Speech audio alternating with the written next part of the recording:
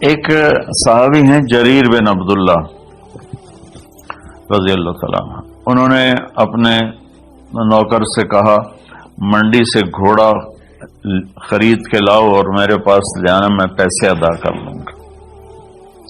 تو وہ منڈی گیا اور 300 میں گھوڑا کی رقم طے کر کے لے کر آیا اور کہا حضرت 300 میں خریدا ہے، آپ پیمنٹ کر دیں۔ جریر بن عبداللہ یمن کے شاہی خاندان سے تھے، انہوں نے وہ نسلوں کو پہچانتے تھے گھوڑے کی، انہوں نے ایسے دیکھا تو گھوڑا قیمتی تھا، مالک مکان کو، مالک گھوڑے کو بھی پتہ نہیں تھا، لیکن کسی کو دھوکہ نہیں دینا، یہ میرے نبی کا فرمان ان کے اندر گونج رہا تھا۔ کہنے لگے میرے بھائی میں آپ کے گھوڑے کے 300 کر دوں؟ وہ بڑا حیران ہوا، کبھی خریدنے والا بھی قیمت بڑھاتا ہے۔ وہ تو کہتا جی 2-4 روپے اور گھٹ کرو، وہ کہتا جی ساڑی اتنی خرید ہی کوئی نہیں، یہ روزانہ کا جھوٹ ہے۔ تو انہوں نے کہا جی کر دو، پھر کہا 400 کر دوں، کہا جی کر دو، کہا 500 کر دوں، 600 کر دوں۔ وہ بیچارہ پریشان ہو گیا کہ لگتا ہے میرا مذاق ہو رہا ہے۔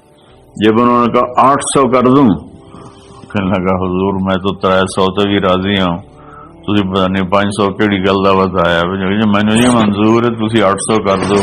تو آپ نے خادم سے فرمایا اس کو 800 دے دو اور گھوڑا باندھ دو۔ وہ تو پٹھیاں چھالا مار دو یا نکلیا بھی میرے تو کام بن گئے، سر کڑائی تے پنجے کے ہوئے چوں۔ تو جب وہ باہر نکلا تو ان کے خادم نے عرض کیا حضرت میں یہ 300 طے کر کے آیا تھا اور اس نے خوشی سے قبول کیا تھا، تو 500 جناب نے کس خوشی میں بڑھائے ہیں؟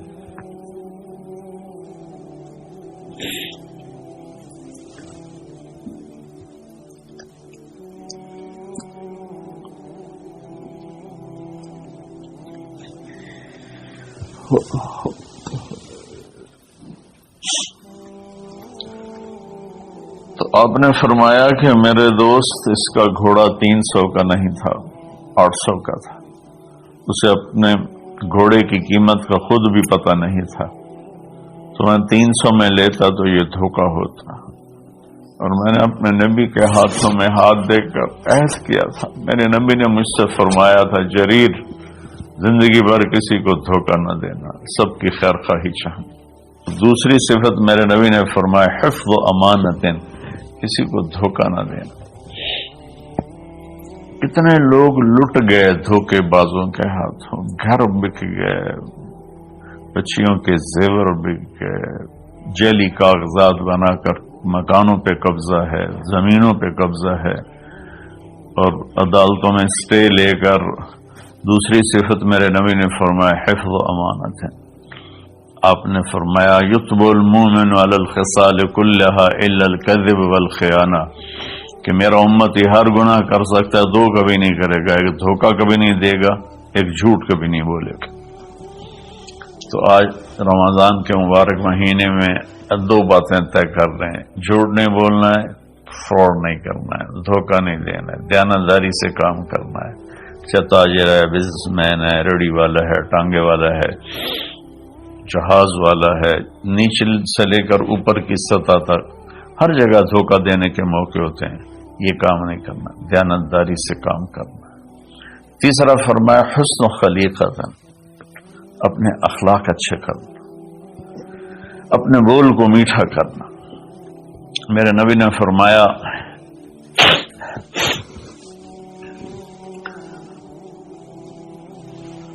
معاذ تمہیں اپنی شریعت کا خلاصہ بتاؤں؟ ان کا یا رسول اللہ فرمائیں۔ تو آپ ذرا میری اس سچویشن کو غور سے دیکھنا، آپ نے یوں نہیں پکڑا، آپ نے یوں پکڑا جیسے کاٹا جا رہا ہو، یوں کر کے پکڑا اور کہا کہ امسک علیک لسانک، معاذ زبان کی حفاظت کرنا۔ تو انہوں نے عرض کی یا رسول اللہ زبان کے بول پر بھی ہماری پکڑو گی؟ کہا تیرا بھلا ہو، سب سے زیادہ جہنم میں جانے والے غلط زبان والے ہوں گے۔ تو ہم نے اپنے بچپن میں دیکھا اتنا خاندان آپس میں جڑا ہوا تھا کہ ان میں سے سوئی نہیں گزرتی تھی. بڑے چھوٹوں کے آگے، چھوٹے بڑوں کے آگے. ایک عجیب ماحول بچپن میں دیکھا ہے 60 کی دہائی میں. تو پھر جب زبانیں تند و تیز ہوتی گئیں، تربیت ختم ہوتی گئی، خاندان بکھر گئے، والدین ماں باپ میں فاصلے پیدا ہو گئے، بھائی بہنوں میں فاصلے پیدا ہو گئے، قریبی اور دور کے رشتوں میں فاصلے پیدا ہو گئے، خاندان ٹوٹ گئے. تو میری گزارش ہے کہ اپنے اخلاق اچھے اخلاق کی انتہا حیا ہے. حیا اچھے اخلاق کا سب سے اوپر والا درجہ ہے. حیا وہ حضرت عثمان رضی اللہ تعالیٰ عنہ، حضرت ابوبکر تشریف لائے، ہمارے نبی یوں کر کے بیٹھے تھے، یوں. یہ پنڈلی جو ہے نا ننگی تھی. تو ابوبکر تشریف لائے، باہر سے آواز دی کہ جی آ جاؤں، تو آپ نے کہا آ جاؤں. اب اسی طرح بیٹھے رہے. پھر حضرت اٹھ کے چلے گئے تو حضرت عمر رضی اللہ تعالیٰ عنہ علیہ الصلوۃ والسلام تشریف لائے. تو انہوں نے پوچھا یا رسول اللہ میں آ جاؤں؟ آپ نے کہا آ جاؤ. آپ ایسے ہی بیٹھے رہے جیسے آپ مجھے دیکھ رہے ہیں. اب شلوار نہیں پہنتے تھے، دھوتی پہنتے تھے. تو تھوڑی دیر کے بعد باہر سے آواز آئی حضرت عثمان کی کہ یا رسول اللہ میں اندر آ جاؤں. حضرت عثمان رضی اللہ تعالیٰ عنہ تیسرے خلیفہ علیہ الصلوۃ والسلام. تو آپ نے اپنی چادر کو ایسے کیا اور یوں سیدھے ہو کر ایسے بیٹھ گئے. آپ نے کہا آ جاؤ. وہ آ گئے. تو جب وہ اٹھ کے چلے گئے تو ہم عائشہ رضی اللہ تعالیٰ عنہ علیہ السلام یہ سارا منظر دیکھ رہی تھی. تو آپ نے پوچھا یا رسول اللہ، وہ میرے والد آئے آپ ویسے ہی بیٹھے رہے، عمر آئے آپ ویسے ہی بیٹھے رہے. جب عثمان آئے تو آپ نے کپڑا بھی ٹھیک کیا اور چوکڑی مار کے بیٹھ گئے. اس کی کیا وجہ ہے؟ کہا عائشہ عثمان بڑے حیا والا ہے. یہ اتنے حیا والا ہے کہ اس سے فرشتے بھی حیا کرتے ہیں. تو میں کیوں نہ کروں؟ اگر میں اس طرح ہوتا تو وہ مجھے دیکھ کے ویسے ہی واپس چلا جاتا. وہ ایسے حیا والا ہے. تو تیسری بات وہ ہے کہ ہمارے دلوں میں سب سے محبت سے رہنا سیکھیں، پیار سے رہنا سیکھیں، اپنے اخلاق کو ٹھیک کریں. زبان کا بول میٹھا، دل کا جذبہ سچا. تو اس اور حیا پاک نام. کبھی کسی غیر محرم پہ نظر پڑے تو آنکھ نیچی ہو جائے. اور اپنی بچیوں سے بھی کہتا ہوں کہ اپنے آپ کو کور کر کے چلو. تو حیا سے ایمان مکمل ہوتا ہے. اور چوتھی بات ہے عفت فی طعمۃ، کہ رزق حلال کمانا. رزق حلال کے بارے میں فرمایا من امسک کالم بعمل یدہ امسا مغفورا لہ. جو صبح سے شام تک حلال کمانے میں تھکتا ہے اس کے اس دن کے سارے گناہ معاف ہو جاتے ہیں.